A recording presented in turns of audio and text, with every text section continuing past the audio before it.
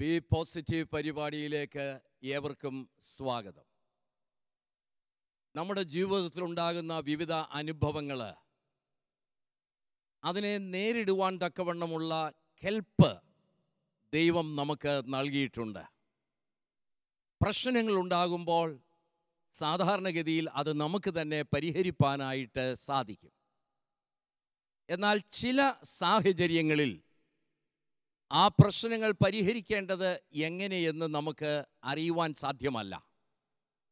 ഒടുവിൽ ആ പ്രശ്നത്തിൻ്റെ അടിമയായിട്ട് നമ്മൾ മാറും. അതൊരു ആഘാതമായിട്ട് മാറും.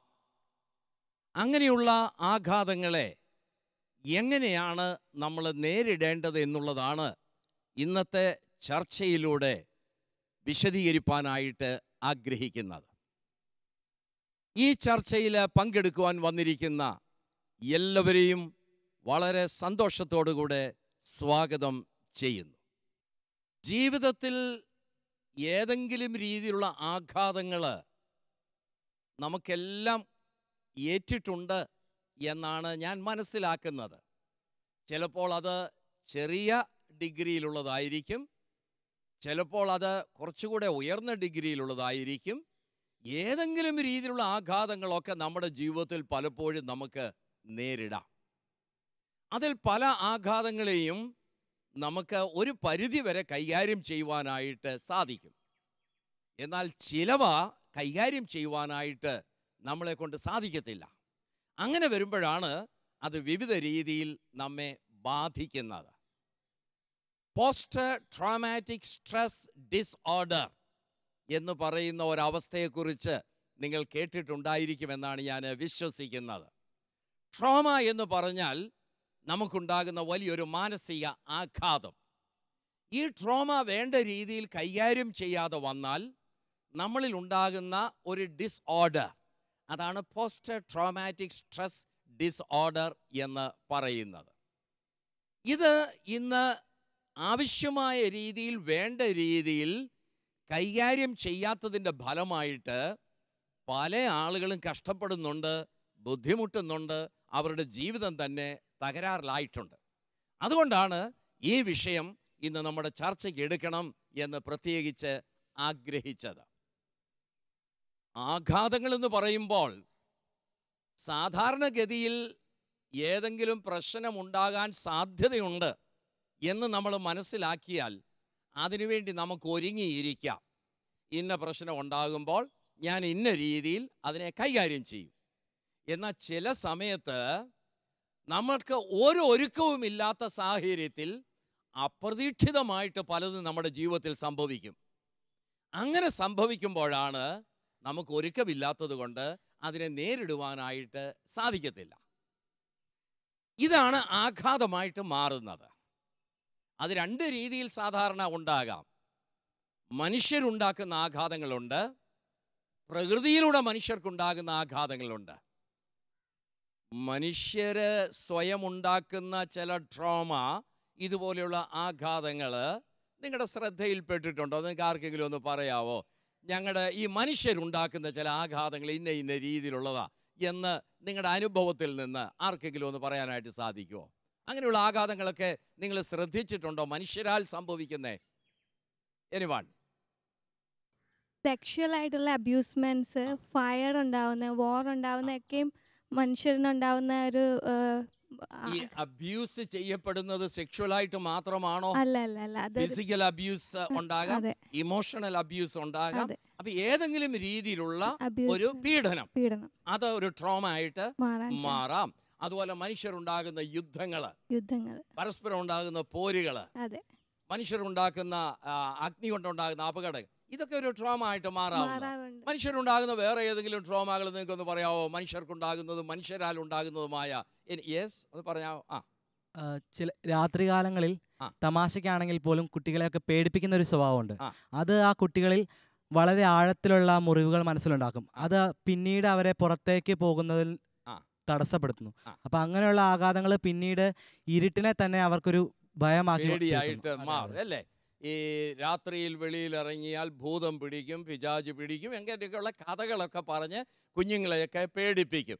അതവരുടെ മനസ്സിലൊരു പേടിയായിട്ട് വളരും. അതൊരു ട്രോമ ആകണമെന്നില്ല, മനസ്സിൽ വളരുന്ന ഒരു ഭയമായിട്ട് അത് മാറാം. ആ ഭയം കൊണ്ട് ഭാവിയിലും മറ്റു പല ഭയങ്ങൾ ഉണ്ടാകാം. അങ്ങനെ ഭയമുണ്ടാകുന്നവർക്ക് ഏതെങ്കിലും മറ്റു ട്രോമകൾ ഉണ്ടായാൽ അതിനെ നേരിടാനായിട്ട് കൂടുതൽ ബുദ്ധിമുട്ടുണ്ടാകും എന്നുള്ളതാണ് അതിൽ നിന്ന് നമ്മൾ മനസ്സിലാക്കേണ്ടത്. ഇതുപോലെയുള്ള കഥകൾ ഒരു ട്രോമ ആകണമെന്നില്ല. യെസ്, മറ്റാര്? യെസ്, പറഞ്ഞാട്ടെ. കൂടുതൽ മദ്യവും മയക്കുമരുന്നൊക്കെ ഉപയോഗിക്കുന്നത് വഴി ചിലരിൽ ഇങ്ങനെയുള്ള അവസ്ഥയിലേക്ക് പോകുന്നത് കണ്ടിട്ടുണ്ട്.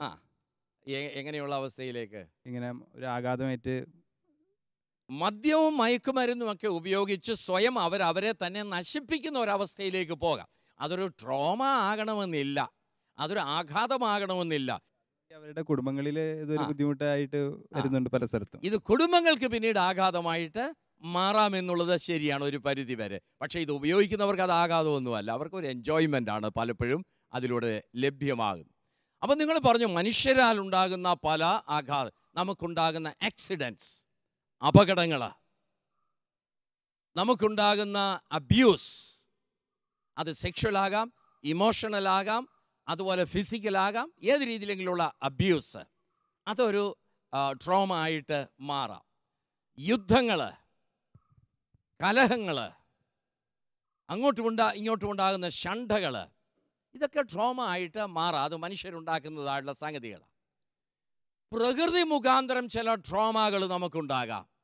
അത് നിങ്ങൾക്കൊന്ന് ഐഡൻറ്റിഫൈ ചെയ്ത് പറയാമോ? പ്രകൃതി മുഖാന്തരം. യെസ്, അടുത്ത കാലത്തുണ്ടായ സുനാമി, ആ ഒരു കുറേ കുടുംബങ്ങളിൽ മക്കളെ നഷ്ടപ്പെട്ടവരൊക്കെ ശരിക്കും മാനസികമായിട്ട് വളരെ തകർന്നു പോയൊരു ഭാഗമുണ്ടായിരുന്നു. സുനാമി പോലെ പെട്ടെന്ന് നനച്ചിരിക്കാത്ത നാഴികയിൽ പെട്ടെന്നുണ്ടാകുന്ന ചില പ്രതിഭാസങ്ങൾ അതൊരു ട്രോമ ആയിട്ട് മാറാം, പ്രകൃതിയിലൂടെ ഉണ്ടാകുന്നതാണ്. മറ്റെന്തെങ്കിലും പ്രകൃതിയിലുള്ള ട്രോമകൾ ഉള്ളതായിട്ട് നിങ്ങൾക്ക് ശ്രദ്ധയിൽപ്പെട്ടിട്ടുണ്ടോ? പ്രകൃതിയിൽ നിന്നുണ്ടാകുന്ന ട്രോമകൾ. യെസ്, ഫ്ലഡ്സ് ഉണ്ടാവുന്ന, ഡ്രൗട്ട്സ് ഉണ്ടാവുന്നതും, വെള്ളപ്പൊക്കം, നനച്ചിരിക്കാത്ത നാഴികയിൽ ഉണ്ടാകുന്ന വെള്ളപ്പൊക്കം, ചുഴലിക്കാറ്റ്, കൊടുങ്കാറ്റ്, ഇങ്ങനെയുള്ളതൊക്കെയും പ്രകൃതിയിൽ കൂടെ ഉണ്ടാകുന്ന ദുരന്തങ്ങളാണ് ട്രോമ ആയിട്ട് മാറാവുന്നത്. അപ്പോൾ ഒരു രീതിയിൽ പറഞ്ഞാൽ മനുഷ്യരുണ്ടാക്കുന്നതുണ്ട്, പ്രകൃതിയിലൂടെ ഉണ്ടാകുന്നതുണ്ട്.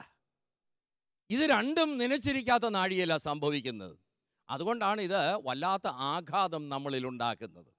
അട്ടെ, ഇങ്ങനെയുള്ള ഈ ട്രോമകൾ നമ്മളിലുണ്ടാക്കുന്ന ആഘാതം എന്തൊക്കെയാകുന്നു എന്ന് നമുക്കൊന്ന് പരിശോധിച്ച് നോക്കാം. സിസ്റ്റർ ലിജി, ഈ ട്രോമ ഉണ്ടായി കഴിഞ്ഞാൽ അത് ചിലപ്പോൾ ശാരീരികമായിട്ട്, ചിലപ്പോൾ മാനസികമായിട്ട്, ചിലപ്പോൾ സാമൂഹികമായിട്ടൊക്കെ നമ്മളെ ബാധിച്ചു എന്ന് വരാം. സിസ്റ്ററിൻ്റെ അഭിപ്രായത്തിൽ ഇങ്ങനെ ബാധിക്കപ്പെടുന്ന ഏതെങ്കിലും പ്രത്യേക അനുഭവങ്ങളൊന്നും എടുത്ത് പറയാമോ? തീർച്ചയായിട്ടും. ഈ അടുത്ത കാലത്ത് എൻ്റെ അരികിൽ വന്ന ഒരു കുട്ടി പറയുകയുണ്ടായി, സെക്ഷലി അബ്യൂസ് ചെയ്യപ്പെട്ട ഒരു കുട്ടിയാണ്. അത് ഇന്ന് ഈ കുട്ടി പഠിക്കുന്നത് 8ാം ക്ലാസ്സിലാണ്. പക്ഷേ ഇങ്ങനെയൊരു സംഭവം നടന്നത് 4ാം ക്ലാസ്സിൽ വെച്ചിട്ടാണ്. അത് ആ കുട്ടി മനസ്സിൽ കൊണ്ടുവഹിച്ച് നടന്നു, ആരോടും പറയാൻ പറ്റാത്തൊരവസ്ഥ. കുട്ടിയുടെ അമ്മയോട് പറഞ്ഞെങ്കിലും അമ്മ അത് വിശ്വസിച്ചില്ല, നീ വെറുതെ പറയുന്നതാന്ന് പറഞ്ഞു. തന്മൂലം കുട്ടിക്ക് വേറെ ആരുടെ അടുത്ത് അത് വെളിപ്പെടുത്താനായിട്ട് പറ്റില്ല. ഇന്ന് ഈ കുട്ടിയുടെ അവസ്ഥ എന്ന് പറഞ്ഞാൽ ഉറക്കക്കുറവ്, വിഷാദകരമായ ഒരവസ്ഥ, പഠിച്ചത് പലപ്പോഴും ഓർമ്മയില്ലാത്ത അവസ്ഥ, ഇങ്ങനെയുള്ള മാനസികമായിട്ടുള്ള വിഷമങ്ങളിലൂടെ കടന്നു പോകുന്ന ഒരവസ്ഥയിലാണ് കുട്ടി എൻ്റെ അടുത്ത് വന്നത്. അപ്പോൾ തീർച്ചയായിട്ടും ഇങ്ങനെയുള്ള ആഘാതങ്ങൾ പലപ്പോഴും ഇവരുടെ മനസ്സിനെ ബാധിക്കുന്നുണ്ട്. അത് ഉറക്കക്കുറവ് അതിൻ്റെ ഒരു സിംറ്റമായിട്ട് വരാം. അതല്ലെങ്കിൽ പലതരത്തിലുള്ള പേടികൾ മനസ്സിൽ വരാം. അതുപോലെ തന്നെ സാമൂഹികമായിട്ടുള്ള സമ്പർക്കങ്ങൾ വളരെ കുറവ് ആയിട്ട് വരാം. ഇങ്ങനെയുള്ള പലതരത്തിലും മാനസികമായതോടൊപ്പം തന്നെ ശാരീരികമായ കാരണങ്ങളും, പ്രത്യേകിച്ച് വിശപ്പ് കുറവ്, ശരീരത്തിൽ പലതരത്തിലുള്ള വേദനകൾ, ഒരു തളർച്ച, ഒന്നും ചെയ്യാൻ പറ്റാത്ത ഒരവസ്ഥയിലേക്കുള്ള ഒരു പോക്ക്, ഇങ്ങനെയുള്ള പല കാര്യങ്ങളും ശാരീരികമായിട്ടും ഇങ്ങനെ സംഭവിക്കുന്ന ആളുകളിൽ കണ്ടുവരുന്നുണ്ട്. ശാരീരികമായിട്ടും മാനസികമായിട്ടും സാമൂഹികമായിട്ടും ഇതൊരു പരിധിവരെ ബാധിക്കാമെന്നാണ് പറയുന്നത്. ഡോക്ടറെ, മാനസികമായിട്ട് ഇത് ബാധിക്കപ്പെടുമ്പോൾ അത് പ്രകടമായിട്ട് വെളിയിൽ വരുന്ന ഏതൊക്കെ രീതിയിലാണെന്നുള്ളതൊന്ന് ഏകദേശം ഒരു രൂപം തരാമോ? സാധാരണ കണ്ടുവരുന്നത് പലപ്പോഴും ആങ്സൈറ്റി ആയിട്ട്, പിന്നെ ഡിപ്രഷൻ, വിഷാദരോഗമായിട്ട്, പിന്നെ പല രോഗലക്ഷണങ്ങളായിട്ട് കാണിക്കും. ഇൻവെസ്റ്റിഗേറ്റ് ചെയ്യുമ്പോൾ രോഗങ്ങളൊന്നുമില്ല. അതാണ് സൊമാറ്റോഫോം ഡിസോർഡേഴ്സ്. അതല്ലെന്നുണ്ടെങ്കിൽ പിന്നെ ഹൈപ്പോകോൺട്രിയാസിസ്, ഇല്ലാത്ത സാധാരണയുള്ള ഫിസിയോളജിക്കൽ ഫങ്ഷൻസൊക്കെ എല്ലാം അബ്നോർമലായിട്ട് അവർക്ക് തോന്നുന്നത്. ഇങ്ങനെയെല്ലാം വരുന്നത് ബേസിക്കായിട്ട് നോക്കുമ്പോൾ ഇൻവെസ്റ്റിഗേറ്റ് ചെയ്ത് വരുമ്പോൾ ഇതിനെല്ലാം ബേസിസ് ഒന്നുമില്ല, ഫിസിക്കൽ ബേസിസ് ഒന്നുമില്ല. രോഗമില്ലെങ്കിലും രോഗമുണ്ട് എന്നുള്ള ഒരു തോന്നൽ എപ്പോഴും ഭരിച്ചുകൊണ്ടിരിക്കുന്ന ഒരവസ്ഥ, സൊമാറ്റോഫോം ഡിസോർഡർ അല്ലെ ഹൈപ്പോകോൺട്രിയാക് സ്റ്റേറ്റ് എന്ന് പറയുന്ന ഒരു അവസ്ഥ. ഇത് ഈ ഒരു ട്രോമയുടെ ഫലമായിട്ട് മാത്രമാണോ ഉണ്ടാകുന്നത്, അതോ ഇതുപോലെയുള്ള സൊമാറ്റോഫോം ഡിസോർഡറിന് മറ്റെന്തെങ്കിലും കാരണങ്ങൾ ഉണ്ടാകുമോ? മറ്റു കാരണങ്ങൾ ഉണ്ടാകാം. എന്നാൽ ഈ ട്രോമ ഉള്ളവർക്ക് ഇതുണ്ടാകാനുള്ള സാധ്യതകൾ കൂടുതലുണ്ട്. ചില ആളുകൾ നിരന്തരമായിട്ട് ഞാനൊരു രോഗിയാണ് എന്ന് പറഞ്ഞുകൊണ്ടിരിക്കുന്ന ചില ആളുകളുണ്ട്. മറ്റു ചില ആളുകളെ കണ്ടിട്ടുണ്ട്, എനിക്ക് ഇന്ന പർട്ടിക്കുലർ ആയിട്ടുള്ള ഒരു അസുഖമാണ്, അത് എത്ര ഡോക്ടർ ഇല്ലെന്ന് പറഞ്ഞാലും അവർ വിശ്വസിക്കത്തില്ല. അപ്പോൾ അത് ഈ ഹൈപ്പോകോൺട്രിയാക് എന്ന് പറയുന്ന അതാണല്ലോ അല്ലേ? അപ്പോൾ അങ്ങനെയുള്ളത് ഈ ട്രോമയുടെ ഒരു അനന്തര ഫലമായിട്ട് ഉണ്ടാകാനുള്ള സാധ്യത ഉണ്ടെന്നാണ് ഡോക്ടർ പറയുന്നത്. അപ്പോൾ മാനസികമായിട്ട് ഇത് ഒരുപാട് രീതിയിൽ പ്രകടം ആകാം എന്നുള്ളതാണ് അല്ലേ? നമുക്ക് ആങ്സൈറ്റി ഉണ്ടാകാം, ഡിപ്രഷൻ ഉണ്ടാകാം, ഇതുപോലെയുള്ള സൊമാറ്റോഫോം ഡിസോർഡർ ആയിട്ട് ഇത് വെളിയിൽ വരുവാനുള്ള സാധ്യതകളൊക്കെ ഉണ്ട് അല്ലേ? ഈ കൗൺസിലിംഗ് ഫീൽഡിൽ ഇതുപോലെ ട്രോമയുമായിട്ട് വന്നിട്ടുള്ള പല ആളുകളുടെ അനുഭവങ്ങൾ റജിക്ക് അറിയാമല്ലോ. അപ്പോൾ ഇങ്ങനെയുള്ളവർ വരുന്ന ഉടനെ സാധാരണ അവർ പ്രകടമാക്കുന്ന ചില രീതികൾ എന്തൊക്കെയാകുന്നു എന്നുള്ളത് പറയാം. അവരെന്തിനെക്കുറിച്ചാണ് സാധാരണ വന്ന് കംപ്ലയിൻറ്റ് ചെയ്യുന്നത്? പല രീതിയിലുള്ള ട്രോമ ഉള്ള അനുഭവമുള്ള ആളുകൾ വരാറുണ്ട്. അപ്പോൾ അതിൽ എൻ്റെ മനസ്സിൽ ഇപ്പം വരുന്ന ഒരു സംഭവം, അപ്പനും മോളും കൂടെ ഒരു കാറിൽ അവർ ഡ്രൈവ് ചെയ്ത ഒരു പ്രത്യേക ഒക്കേഷൻ ഒരു സ്ഥലത്തേക്ക് പോയപ്പോൾ നേരിട്ട് ഒരു ലോറിയുമായിട്ട് ഒരു അപകടം ഉണ്ടായി, ഇടിച്ചു. അപ്പോൾ അപ്പൻ വെട്ടിച്ചത് കൊണ്ട് പിതാവിന് മാത്രമേ അപകടം പറ്റുള്ളൂ, മോളെ ഫിസിക്കൽ ഇഞ്ചുറിയിൽ നിന്ന് രക്ഷിക്കാനായിട്ട് പറ്റി. ഇത് ഈ കുട്ടിയുടെ മനസ്സിലുണ്ടാക്കിയ വലിയൊരു ഭയം. പിന്നീട് കാറിൽ കയറിയാൽ തന്നെ നിർബന്ധിച്ച് കയറ്റിയാൽ ബാക്ക് സീറ്റിലേ ഇരിക്കത്തുള്ളൂ, ഫ്രണ്ട് സീറ്റിൽ ഇരിക്കത്തില്ല. കൊച്ചിനങ്ങ് പേടിയാണ്, വാഹനത്തെ യാത്ര ചെയ്യുന്ന കാര്യം പറയുമ്പോഴേ ഭയങ്കര പേടിയാണ്. അപ്പോൾ ഇതിനെ മാതാപിതാക്കൾ വിശദീകരിച്ച് എന്നോട് പറഞ്ഞു, സാറേ അവൾ അഹങ്കാരിയാണ്, അവൾ തൻ്റെടിയാണ്, നിഷേധിയാണ്, പറഞ്ഞാൽ കേൾക്കത്തില്ല, 4 വണ്ടി വീട്ടിൽ കിടപ്പുണ്ട്, ഡ്രൈവറില്ലേ, അവൾ എങ്ങോട്ടും പോകില്ല, അവൾക്കൊന്ന് ഡ്രൈവിംഗ് പഠിച്ചാൽ എന്താ. അപ്പോൾ ഈ കൊച്ചിനെ ഒരു വളരെ മോശം കുട്ടിയായി, ധിക്കാരിയായി, അഹങ്കാരിയായിട്ടൊക്കെ ചിത്രീകരിച്ചു. അപ്പോൾ ഈ കൊച്ചിന് വണ്ടി എന്ന് പറയുമ്പോൾ പേടിയാണ്. അപ്പോൾ അവർ ഇത് അനുസരണക്കേടിൻ്റെ ഭൂതം കൂടിയെന്നും പറഞ്ഞ ഒരു ഭാഗം ആളുകൾ പല രീതിയിൽ ആ കൊച്ചിനെ വലിയൊരു ഭയം. അപ്പോൾ അടുത്ത് വരുമ്പോഴേ ഭൂതങ്ങൾ പല രീതിയിലുണ്ട്. എന്നിട്ട് ഇപ്പോൾ അത് തലേ കൈവച്ച് പ്രാർത്ഥിച്ച് ഭൂതത്തെ ഒഴിവാക്കുന്ന രംഗങ്ങളൊക്കെ. അപ്പോൾ അത് ഈ കൊച്ചിലുണ്ടാക്കുന്ന എന്നോട് കുട്ടി പറഞ്ഞു, സാറേ എനിക്ക് എന്തോ പ്രേതം ബാധിച്ചിട്ടുണ്ട്, ഭൂതമുണ്ട്. എൻ്റെ ഡാഡി പറഞ്ഞു ശരിയാ, പ്രാർത്ഥിക്കുന്ന ആളുകളൊക്കെ പറഞ്ഞു. അപ്പോൾ അത് അങ്ങനെ ഒരു വേർഷൻ ഒരു കുട്ടി കൊടുക്കുമ്പം ഈ കുട്ടി പറയുന്നത്, ഞാനിപ്പോൾ ഡ്രൈവിംഗ് പഠിക്കണമെന്നെന്താ, കാറിൽ തന്നെ പോകണമെന്നെന്താ, വലിയ വാഹനത്തിൽ ബസ്സിലൊക്കെ യാത്ര ചെയ്യും, അതും കുറച്ചുകൂടെ സേഫ് എന്ന് കുട്ടിക്ക് തോന്നുന്ന ഒരു സീറ്റിൽ പോയി ആ കുട്ടി ഇരിക്കും. അവസാനം അത് കുട്ടിക്ക് വലിയ ഭയമാണ്. അത് വണ്ടി എന്ന് കേൾക്കുമ്പം വണ്ടി ഓടിക്കുന്ന കാര്യം പറയുമ്പോൾ ഇപ്പം എൻ്റെ അടുത്ത് കൊണ്ടുവന്നതിൻ്റെ പ്രധാന കാരണം വണ്ടി വീട്ടിൽ കിടന്നിട്ടും ഈ കുട്ടി വണ്ടി ഓടിക്കുന്നില്ല. ഇത് പറഞ്ഞുകൊണ്ടാണ് വന്നത്. അപ്പൊ നോർമൽ ലൈഫിൽ നിന്ന് വ്യത്യസ്തമായ രീതിയിൽ ഇത് അവളിൽ പ്രകടമാകാനായിട്ട് തുടങ്ങി. കാറിൽ കയറുന്നതിനോ പ്രത്യേകിച്ച് കയറിയാൽ തന്നെ ഫ്രണ്ട് സീറ്റിൽ ഇരിക്കുന്നതിനോ ഇവളെ കൊണ്ട് സാധിക്കുന്നില്ല. ഇത് പണ്ട് സംഭവിച്ച ഒരു ട്രോമയുടെ അനന്തരഫലമാണ് എന്നുള്ളത് മനസ്സിലാക്കാത്തതിൻ്റെ ഫലമായിട്ട് ശരിയായ രീതിയിലുള്ള ചികിത്സ കൊടുക്കാനായിട്ട് സാധിക്കാതെ വരുന്നു. പിന്നെ ഇങ്ങനെയുള്ളൊരു ട്രോമ ഒരാൾക്ക് സംഭവിച്ചാൽ, പ്രത്യേകിച്ച് ഒരു കുഞ്ഞിനെ ക്യാരി ചെയ്യുന്ന അവസരത്തിൽ ഗർഭിണികളായിട്ടുള്ള സ്ത്രീകൾക്ക് ഇതുപോലെയുള്ള ട്രോമ സംഭവിച്ചാൽ ആ കുഞ്ഞ് ജനിക്കുമ്പോൾ ആ കുഞ്ഞിൽ എന്തെങ്കിലും രീതിയിലുള്ള തകരാറുകളോ മറ്റോ കാണാൻ സാധ്യതയുണ്ടോ ഒന്ന് പറഞ്ഞാൽ. എൻ്റെ അടുത്ത് വന്നിട്ടുള്ള 2-3 കേസസ് ഇപ്പം നമ്മൾ അസസ്മെൻ്റ് എടുക്കുമ്പം കുറേ ഡീറ്റെയിൽ ആയിട്ട് ചോദിച്ചു കഴിയുമ്പോഴാണ് അവർ പറയാറ്. ആദ്യമൊന്നും പറയൂല, പിന്നെ ഇങ്ങനെ പറയും പ്രഗ്നൻ്റ് ആയിരുന്നപ്പോഴത്തേക്ക് ഇങ്ങനെ ഒരു സംഭവം ഉണ്ടായിട്ടുണ്ട് എന്ന് പറയുമ്പോഴേക്കും അത് ഓട്ടിസ്റ്റിക് ആയിട്ടുള്ള കുട്ടികളും ഹൈപ്പർ ആക്ടിവിറ്റി ഉള്ള പിള്ളേരും ഈ ഇൻസിഡൻറ്റ് ഉണ്ടാകുമ്പോൾ ചിലപ്പോൾ ഇവർ മെഡിക്കേഷനും അല്ലെങ്കിൽ ഓവർ സ്ട്രെസ് ഉള്ള സമയത്ത് നല്ല സ്ട്രോങ് മെഡിക്കേഷനൊക്കെ എടുത്തിട്ടുണ്ടാവും. പ്രഗ്നൻ്റ് ആണെന്നുള്ളത് അറിയാതെയോ അറിഞ്ഞുകൊണ്ടോ ഒക്കെ എടുത്തിട്ടുണ്ടാവും. അങ്ങനെ ഉണ്ടാകുന്ന പിള്ളേർ ഈ പ്രഗ്നൻസിയിലുണ്ടാകുന്ന സ്ട്രെസ്സ് അത് കുഞ്ഞുങ്ങളെ നന്നായിട്ട് ബാധിക്കുന്നുണ്ട്. ഈ പ്രഗ്നൻസിയിൽ ഇങ്ങനെ എടുത്ത മെഡിസിൻ്റെ ഒരു ആഫ്റ്റർ എഫക്റ്റ് ആണോ, അതോ ഈ സ്ട്രെസ്സിനോടുള്ള ഇവരുടെ പ്രതികരണത്തിന്റെ ഒരു രീതി കൊണ്ടാണോ ഈ കുഞ്ഞിൽ വൈകല്യം ഉണ്ടാകുന്നത്? ഓവർ സ്ട്രെസ് കൊണ്ടാണെന്നാണ് എൻ്റെ അഭിപ്രായം. ഓവർ സ്ട്രെസ് കൊണ്ടിട്ട് പല റുട്ടീൻസും തന്നെ അവർ മാറ്റിവെക്കുകയും അങ്ങനെയുള്ള ഒരു നല്ലൊരു ചിന്തകളൊന്നും ഉണ്ടാവില്ല, എപ്പോഴും അപകടം വരാൻ പോകുന്നതും അങ്ങനെ നെഗറ്റീവായിട്ടുള്ള ചിന്തിച്ചിട്ടുണ്ടാവുന്ന ഒരു സ്ട്രെസ് മൂലം ഉണ്ടാവുന്നതാണെന്നാണ്. അപ്പോൾ ഓട്ടിസം, ഹൈപ്പർ ആക്ടിവിറ്റി ഇങ്ങനെയുള്ള പല കുഴപ്പങ്ങൾ ഇതുപോലെ ജനിക്കുന്ന കുഞ്ഞുങ്ങൾക്ക് ഉണ്ടാകാനുള്ള സാധ്യത ഉണ്ട് എന്നാണ് പറയുന്നത് അല്ലേ? അപ്പോൾ പല രീതിയിൽ ഈ ട്രോമ നമ്മളെ ബാധിക്കുവാൻ സാധ്യതയുണ്ട്. ശാരീരികമായിട്ട് ഇത് നമ്മളെ ബാധിക്കും. ശാരീരികമായിട്ട് ഇത് ബാധിച്ചു കഴിയുന്ന ഉടനെ നമ്മളിൽ ചില രോഗങ്ങളൊക്കെ പ്രകടമായിട്ട് തുടങ്ങും. ചിലപ്പോൾ ഒരു ഡിപ്രഷനിലേക്ക് പോയെന്ന് വരാം, ചിലപ്പോൾ ആങ്സൈറ്റി ഡെവലപ്പ് ചെയ്തെന്ന് വരാം, ചിലപ്പോൾ BP ഷൂട്ടപ്പ് ചെയ്തു എന്നുള്ളത് വരാം, ചിലപ്പോൾ നമ്മളിൽ അലർജി അല്ലെങ്കിൽ സ്കിൻ ഡിസീസ് ഇങ്ങനെയുള്ള രീതികളിൽ ഇത് പ്രകടമായി എന്ന് വരാം. ഡോക്ടർ പറഞ്ഞതുപോലെ മാനസികമായിട്ട് പല അസുഖങ്ങളും എനിക്കുണ്ട് എന്നുള്ള ചിന്തയിൽ ഇത് എത്തി എന്നുള്ളത് വരാം.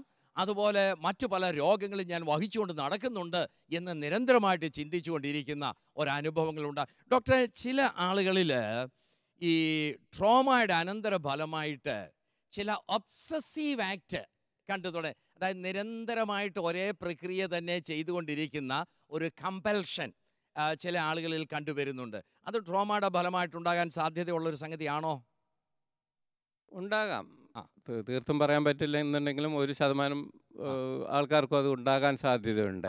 അതേ ചിന്തകൾ തന്നെ മനസ്സിൽ വീണ്ടും വീണ്ടും വരുമ്പോൾ ഉണ്ടാകാനുള്ള സാധ്യത വളരെ കൂടുതലാണ്. പലപ്പോഴും കണ്ടുവരുന്നത്, ഇപ്പോൾ ഒരു ഹാർട്ട് അറ്റാക്ക് ഉണ്ടായി ഒരാൾ, അതിൻ്റെ എല്ലാ ട്രീറ്റ്മെൻറ്റും കഴിഞ്ഞ് കംപ്ലീറ്റ് നോർമലായി എല്ലാം മരുന്നും കഴിച്ചുകൊണ്ടിരിക്കുന്നത്, എങ്കിലും എന്തെങ്കിലും ഒരു ചെറിയൊരു ഇത് വന്നു കഴിഞ്ഞാൽ ഉടനെ ഇത് ഹാർട്ട് അറ്റാക്ക് ആണെന്ന് പറഞ്ഞ് നേരെ പോയി ECG എടുക്കുക, എല്ലാ ടെസ്റ്റും ചെയ്യുക, ഒരു കുഴപ്പമില്ല, തിരിച്ചു വരിക, പിറ്റേ ദിവസം ഇതേപോലെ തന്നെ. എപ്പോഴും ഞാൻ പറഞ്ഞില്ലേ, പലപ്പോഴും ഈ പാനിക് അറ്റാക്കായിട്ട്, ഹാർട്ട് അറ്റാക്ക് കഴിഞ്ഞ് പാനിക് അറ്റാക്കായിട്ട് വരുന്നവർ ഒരു കെട്ട് ECG ആയിട്ടാണ് വരുന്നത്.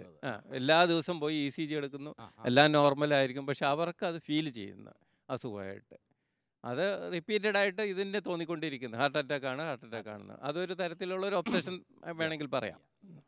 അങ്ങനെയുള്ള ചില ഒബ്സഷൻസ് ചില ആളുകളിൽ ഉണ്ടാകാനുള്ള സാധ്യതകളുണ്ട്. നിങ്ങളുടെ അഭിപ്രായത്തിൽ അല്ലെങ്കിൽ നിങ്ങളുടെ അനുഭവത്തിൽ ഇതുപോലെയുള്ള ഏതെങ്കിലും ട്രോമയൊക്കെ ഉണ്ടായപ്പോൾ നിങ്ങളിൽ അത് പ്രകടമായ ഏതെങ്കിലും രീതികളുണ്ടോ എന്ന് പറയാനായിട്ട് സാധിക്കുമോ? അച്ഛാ, അങ്ങനെ പറയുമ്പോൾ എൻ്റെ കുട്ടിക്കാലത്ത് ഒരു ദിവസം സന്ധ്യാസമയത്ത് ബസ് ഇറങ്ങിയിട്ട് വീട്ടിലോട്ട് നടക്കുന്ന വഴിക്ക് ഒരു പട്ടി എൻ്റെ പുറകെ വന്നു. അപ്പോൾ ആ ഒരു സംഭവം ഞാൻ വളരെ ഭയപ്പെട്ടു. അപ്പോൾ അന്ന് എനിക്കത് വളരെ മനസ്സിൻ്റെ ഉള്ളിലൊരു ഭയം. ഞാൻ കുറേ നേരം ഓടി, കുറേ നേരം പുറകോട്ട് തിരിഞ്ഞു നിന്നു. പക്ഷേ കുറച്ച് കഴിഞ്ഞപ്പോഴത്തേനും അതെന്നെ വിട്ടുപോയി. പക്ഷെ എന്നാലും ആ ഒരു ഭയം എന്നെ വീട് വരെ പിടികൂടി. അത് കഴിഞ്ഞിട്ട് വീട്ടിൽ ചെന്നിട്ടും ഞാൻ കുറേ സമയം ഈ കാര്യത്തെക്കുറിച്ച് പലരോടായിട്ട് ഇങ്ങനെ ഇതേ കാര്യം തന്നെ വീണ്ടും വീണ്ടും പറഞ്ഞുകൊണ്ടിരിക്കുകയായിരുന്നു. അപ്പോൾ എനിക്ക് കുറച്ച് കഴിഞ്ഞപ്പോൾ ശരിക്കും ഞാൻ ആ ഒരു ഫീലിങ്ങിൽ നിന്ന് എനിക്ക് റിലീഫ് ആവാൻ പറ്റുള്ളൂ. അതുവരെ ഞാൻ ആ പട്ടിയെക്കുറിച്ചും ആ സംഭവത്തെക്കുറിച്ചും ഇങ്ങനെ തുടരെ സംസാരിച്ചുകൊണ്ടിരിക്കുകയാണ്. ഇങ്ങനെ ആവർത്തിച്ച് സംസാരിച്ചുകൊണ്ട് ഇരിക്കുന്ന ഒരു അനുഭവം ഉണ്ടായിട്ടുണ്ട്. ഇപ്പൊ പട്ടിയെ കാണുമ്പോ എങ്ങനെ തോന്നുന്നേ? ഇല്ല, ഇപ്പൊ എനിക്ക് ഒരു കുഴപ്പമില്ല. പട്ടി അടുത്ത് നായിക്കേ കുഴപ്പമുള്ളൂ. അതെ. അപ്പൊ ഈ നായ കാണുന്ന സമയത്ത് പണ്ട് എനിക്കൊരു ഭയം ഉണ്ടായിരുന്നു എന്നുള്ളത് അത് സാധാരണ എല്ലാവർക്കും ഉണ്ടാകുന്ന ഒരു ഭയമാണ്. പട്ടി പുറകെ ഓടി വരുന്ന ഉടനെ പേടിച്ച് ഓടാത്ത പിള്ളേരാരുണ്ട്? അവർക്കൊരു ന്യായമായ ഒരു ഭയം ഉണ്ടാകാം. അത് കുറേ സമയം ആ ഭയം അവരുടെ ഉള്ളിൽ നിലനിന്നു എന്ന് വരാം. എന്നാൽ ആ ഭയത്തിൽ നിന്ന് എൻ്റെ ആയുസ്സിൽ ഇനിയും നായയുടെ മുൻപാകെ ഞാൻ പോകത്തില്ല, നായ കാണത്തില്ല എന്നൊരു തീരുമാനം എടുക്കുകയാണെങ്കിൽ നമുക്ക് വല്ല ചികിത്സയ്ക്ക് വല്ലതും കൊണ്ടുപോകേണ്ട ആവശ്യം വന്നേനെ. എന്നാൽ ഇപ്പോൾ അതിനെ കാണുന്നതിന് കുഴപ്പമൊന്നും ഇല്ലാത്തത് കൊണ്ട് തൽക്കാലം ചികിത്സയൊന്നും വേണ്ട കേട്ടോ. അത് നന്നായ രീതിയിൽ തന്നെ ഇദ്ദേഹം അത് കൈകാര്യം ചെയ്തു എന്നുള്ളതാണ് അതിൻ്റെ അർത്ഥം. കുറച്ച് നേരം പറഞ്ഞു കഴിഞ്ഞപ്പോൾ അതങ്ങ് മാറി, ആ ഭയം അങ്ങ് മാറി എന്നുള്ള. ആർക്കെങ്കിലും നിങ്ങളുടെ ട്രോമ ഉണ്ടായപ്പോൾ വേറെ ഏതെങ്കിലും രീതിയിലുള്ള അനുഭവങ്ങൾ നിങ്ങളുടെ ജീവിതത്തിൽ ഉണ്ടായതെന്ന് പറയും? യെസ്, എനിക്ക് ഇതുമാതിരി ഒരു വർഷം മുമ്പ് ഡോക്ടറെ അടുത്ത് ചെക്കപ്പ് ചെയ്തപ്പോൾ ക്യാൻസറിൻ്റെ ഒരു കംപ്ലൈൻ്റ് ആണെന്ന് കണ്ട് എനിക്കും വൈഫിനും അത് മനസ്സിന് ഭയങ്കര ബുദ്ധിമുട്ടായി. ഡോക്ടർ ക്യാൻസറാണിത് താങ്കൾക്ക് എന്നുള്ളത് വെളിപ്പെടുത്തിയ സമയത്ത് പെട്ടെന്നുണ്ടായ ആ ഒരു റെസ്പോൺസ് എന്താണെന്നൊന്ന് പറയാമോ? പെട്ടെന്ന് ഇത് ഒട്ടും പ്രതീക്ഷിക്കാത്തതായതുകൊണ്ട് മനസ്സിന് ഭയങ്കര ബുദ്ധിമുട്ടായിരുന്നു. വല്ലാത്തൊരു ഷോക്കായിരുന്നു. ഇനി എങ്ങനെ ജീവിക്കുമെന്നുള്ളതിനെ പറ്റി ഉള്ള ബുദ്ധിമുട്ടും കുടുംബത്തെക്കുറിച്ചുള്ള ബുദ്ധിമുട്ടൊക്കെ ആയിരുന്നു പെട്ടെന്ന് മനസ്സിലേക്ക് വന്നത്. പിന്നീട് അത് ഓപ്പറേഷനൊക്കെ കഴിഞ്ഞ് പിന്നെ ഞങ്ങളൊരു ധ്യാനത്തിന് പോയി. അപ്പോൾ ഈ നമ്മുടെ ജീവിതത്തിൽ സംഭവിക്കുന്ന ദുരിതങ്ങളെല്ലാം യേശുനാഥൻ അറിയാണ്ട് നമ്മുടെ ജീവിതത്തിൽ സംഭവിക്കില്ല എന്നുള്ള ഒരു ബോധ്യം ധ്യാനത്തിൽ വെച്ച് കിട്ടുകയും പിന്നെ ഒരു പുതിയ കാഴ്ചപ്പാടിൽ അതിനെ കാണുവാൻ തക്കവണ്ണം എനിക്കിടയായപ്പോൾ എന്നിൽ ഉണ്ടായിരുന്ന ആ ഭയമൊക്കെ അങ്ങോട്ട് മാറി എൻ്റെ ക്യാൻസറിനെ നേരിടുവാൻ ഞാൻ കെൽപ്പുള്ളവനായി. എന്നാൽ ആദ്യമേ ഇത് ഞാൻ കേട്ട സമയത്ത് എന്നിൽ വല്ലാത്തൊരു ഷോക്കായിരുന്നു ഉണ്ടായിരുന്നത്.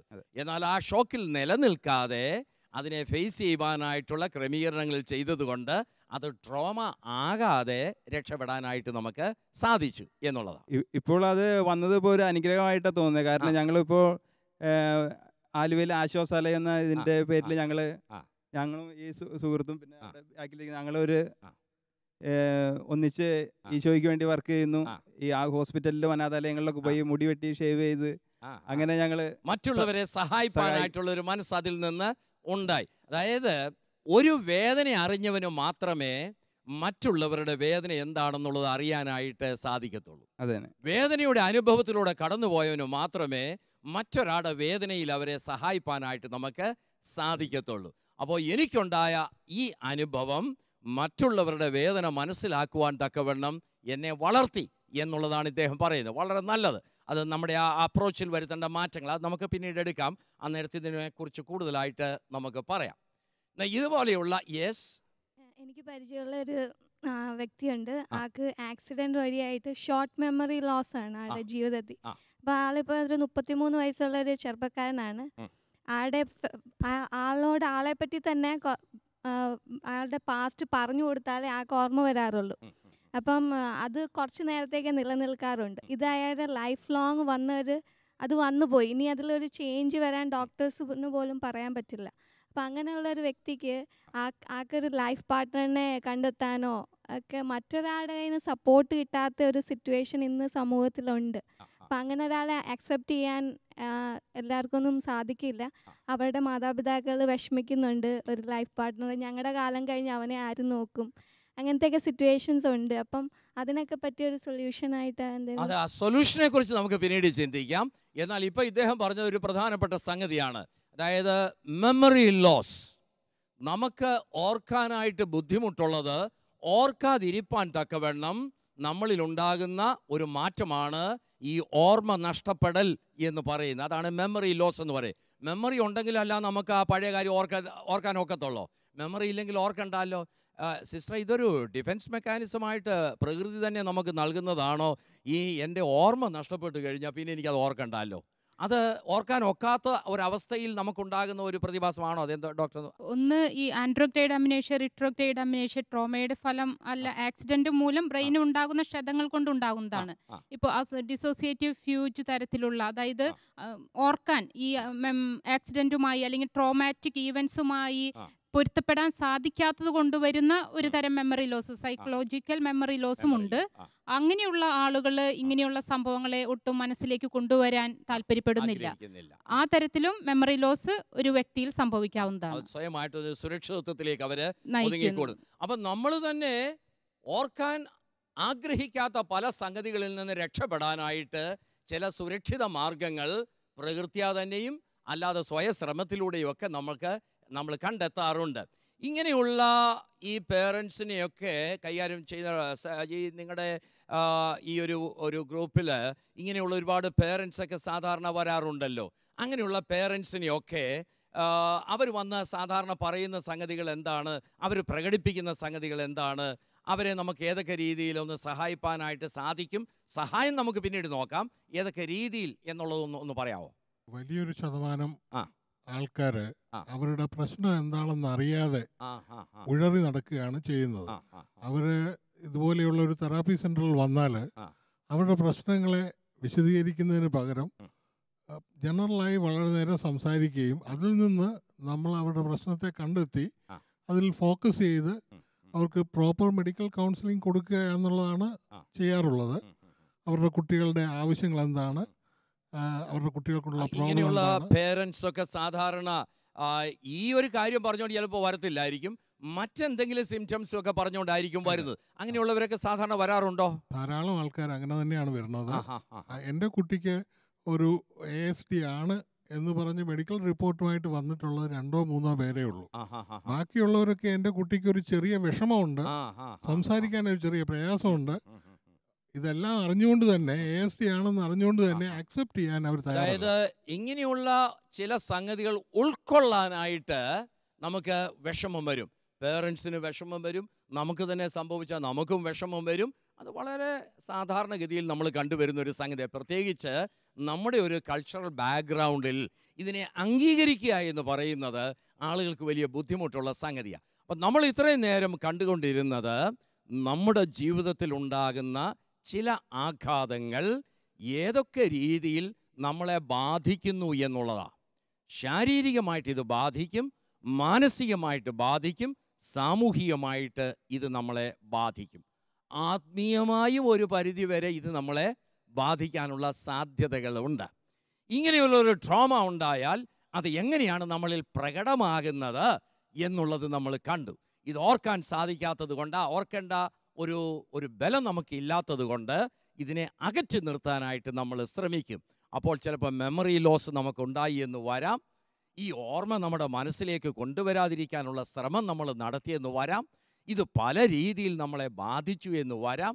ഒരു ഫീലിങ്ങും അനുഭവിക്കാത്ത ഒരവസ്ഥയിലേക്ക് നമ്മൾ എത്തിയെന്ന് വരാം. നമ്മൾ ഉദ്ദേശിക്കുന്ന രീതിയിൽ നമ്മുടെ ലൈഫ് ഇഫക്റ്റീവായി തീർന്നു എന്ന് വരത്തില്ല. നമ്മളിൽ ചിലപ്പോൾ ഡീപേഴ്സണലൈസേഷൻ എന്ന് പറഞ്ഞാൽ ഞാനേ അല്ലാതായിത്തീരുന്ന ഒരു അനുഭവം ഉണ്ടായി എന്ന് വരാം. നമ്മളിൽ ചില ഡിസോർഡറുകൾ ഇതിൻ്റെ ഫലമായിട്ടുണ്ടായി എന്ന് വരാം. ഇതെനിക്ക് സംഭവിച്ചതല്ല, മറ്റാർക്കോ സംഭവിച്ചതാണ് എന്ന് ചിന്തിക്കാൻ ആഗ്രഹിക്കുന്ന ഒരു മനസ്സിൻ്റെ ഉടമയായി തീർന്നു എന്ന് വരാം. അപ്പോൾ ഇങ്ങനെ വിവിധ രീതിയിലാണ് ഇത് നമ്മളെ ബാധിക്കുന്നത്. ഏത് രീതിയിൽ ഇത് നമ്മളെ ബാധിച്ചാലും അത് നമുക്ക് ദോഷകരമായിട്ട് തീരും. അത് ദോഷകരമാകാതിരിക്കണമെങ്കിൽ എങ്ങനെ നമ്മൾ ഇതിനെ കൈകാര്യം ചെയ്യണം എന്നുള്ളതിനെക്കുറിച്ച് ചിന്തിക്കേണ്ടത് ആവശ്യമുണ്ട്. അതുകൊണ്ട് അടുത്ത എപ്പിസോഡ് ഇതിനെ എങ്ങനെ കൈകാര്യം ചെയ്യണം എന്നുള്ളതിനെക്കുറിച്ച് കൂടുതലായിട്ട് ചിന്തിക്കാനായിട്ട് ഉപയോഗിക്കണമെന്നാണ് ആഗ്രഹിക്കുന്നത്. നിങ്ങൾ എന്ത് പറയുന്നു? അടുത്ത എപ്പിസോഡിൽ ഇതിൻ്റെ ഒരു പരിഹാര മാർഗങ്ങൾ, ഇതിൻ്റെ ഹാൻഡിൽ ചെയ്യുന്ന രീതികൾ, ഇതിനെക്കുറിച്ച് ചിന്തിക്കുന്നതിൽ നിങ്ങൾക്ക് താല്പര്യമുണ്ടോ? ഉണ്ട് അല്ലേ? അങ്ങനെയാണെന്ന് വരികിൽ ഈ എപ്പിസോഡ് ഇവിടെ നമ്മൾ നിർത്തുകയാണ്. തുടർന്നുള്ളത് അടുത്ത എപ്പിസോഡിൽ കൂടുതലായിട്ട് നമുക്ക് മനസ്സിലാക്കുവാനും ചിന്തിപ്പാനുമായിട്ട് സാധിക്കും.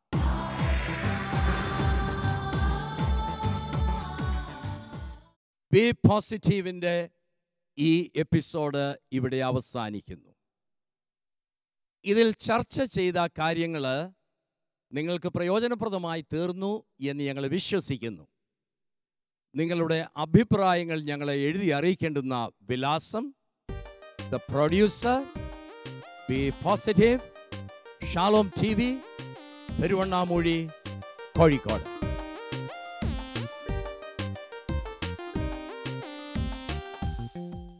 ഇനി വീണ്ടും അടുത്ത ആഴ്ച കണ്ടുമുട്ടുന്നത് വരെയും എല്ലാവർക്കും എല്ലാവിധ മംഗളങ്ങളും നേരുന്നു. B positive.